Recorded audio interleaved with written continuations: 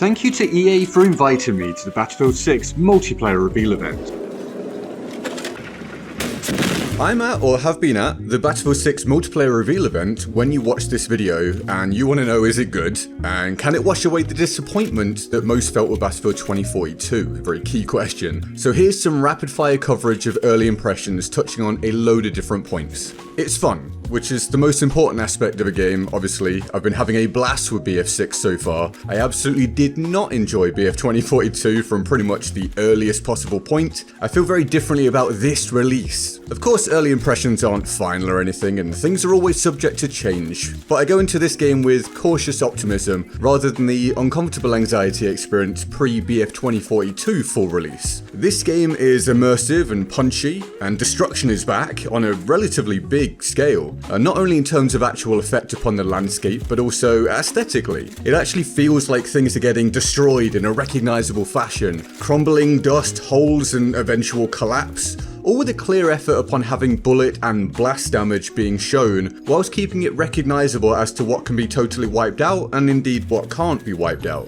This works better in some places than others, but it's very refreshing to see so much thought and effort has gone into destruction, a core principle that's been sorely lacking from the franchise for the last few years. Not to keep bashing 2042 of course, but it's clearly what we really need to be comparing against to avoid another flop release for Battlefield. And with that in mind, overall aesthetics are way better, at least when we consider what the majority of Battlefield fans are drawn to. We're back to gritty realism, the veneer has been stripped away, the colour palette fits the modern war setting, uniforms don't require you to fully suspend your disbelief. This is not a battle where the sun will always come out tomorrow and a friendly grandma will pick you up when you fall down, but this is war, visceral and impactful, still pretty to look at in cases, it is a game, we do want it to look nice, but with no link to the family-friendly vibes that many have complained about for a while now. This is about bullets and blood and sacrifice, which is in extremely stark contrast to the much maligned issues occurring within Call of Duty at present, for example, with the vast array of celebrities, superheroes, or whatever, and cartoon characters running around the map. I don't actually play it at this point, but I see the tweets, so it's something along those lines. At present, Battlefield 6 looks like a worthy escape for those of you wanting to exit those circumstances. Of course, I can only comment upon the now, with EA apparently hoping for 100 million players across the lifespan of BF6, via a multitude of Battlefield-centric activities, of course. We will have to see if they stay absolutely true to this grounded look, where clearly maximizing profit is a key thing for any business. I certainly hope that they do. At the very least, there's no signs of that being spoiled at this stage. Ambition is a fantastic thing. It can drive a franchise and a community to greater heights that we really want to be achieving. Battlefield needs to move on from the malaise of the past half a decade, and we want to solidify the existence of a franchise that's been on shaky ground for that amount of time. But ambition can have negatives, and I am tying this into microtransactions and staying within this grounded focus. We'll find out which way this plays out in the long term, or if both can maybe be true at once. With that being said, reality and grit-driven visuals do come with some other drawbacks. I'm having an easier time though seeing enemies than in some other Battlefield games, but it is a given, honestly, in this franchise that there are times where it's tricky to see the enemy. We seemingly can't have a grounded look whilst also easily seeing all the enemies all the time. Maybe you don't want to, maybe you like it to be realistic, where people can play, let's call it, tactically. Either way, the two seemingly don't seem to mesh within Battlefield, or they haven't found a way to do it yet. But it's not currently a huge issue for me, whereas it was in Battlefield 5, for example. That game had me squinting constantly. I mean, I have bad eyesight anyway, but that game really drove it home. I'm pretty fine on Battlefield 6 most of the time. We'll see how my opinion on that develops as we move forwards, because I will be covering this game for the long term.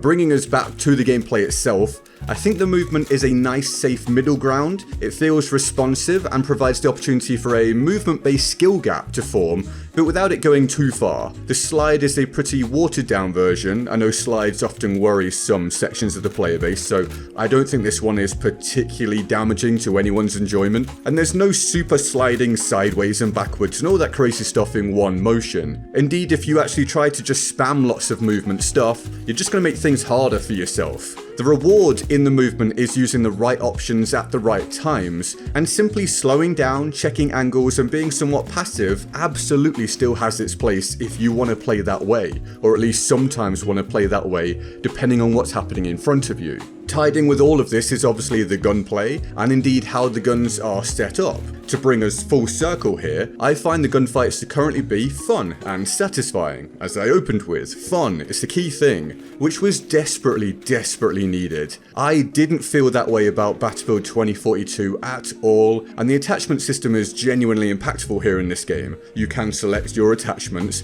to build your gun, and there are positives and negatives depending on what you do, which is basically lifted from other FPS games at this point, of course, but it does work. It's robust and can allow you to feel like you're making your own gun, even if it starts off as the same base model as someone else's. It's a refreshing take, and I also much prefer it over the plus system of BF 2042. Some people like that, I didn't hate it, I just didn't really vibe with it. Now what you pick is what you get, unless you change things when you die. The weapons themselves though have had some controversy so far, let's say, and this is actually much more of an issue with classes than the weapons themselves, because yes, classes are back, ridding us of the specialist that most disliked from Battlefield 2042, but the initial idea was to have weapons be open to all classes in order to give more freedom and make the game more accessible to a wider array of players, so people that aren't used to a class-based system or weapons shut away to different selections can just come in, pick what they like and play away. This obviously therefore caused a lot of pushback from a big section of the existing Battlefield player base, and I've gone on record before as saying I think that keeping them locked makes it simple and easy,